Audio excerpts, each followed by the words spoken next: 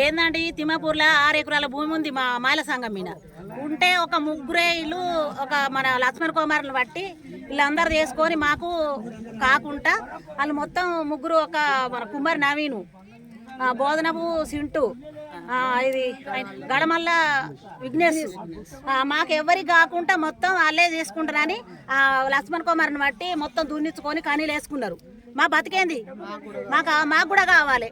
మేమందరం లేమా? మాకు పిల్లలు ఉన్నారు, అందరికీ కావాలి కదా సార్. చెప్పండి సారు, మరి మీరే మాకు న్యాయం చేయాలి. ఎవరు చేయరు? ఈ లక్ష్మణ్ కుమార్ కూడా మాకు న్యాయం చేయడా? వాళ్ళ ముగ్గురికి చేస్తాడా న్యాయం? 6 ఎకరాల భూమి అంటే వీళ్ళందరూ ఎవరికి చేయాలి? అందరికి చేయాలి కదా.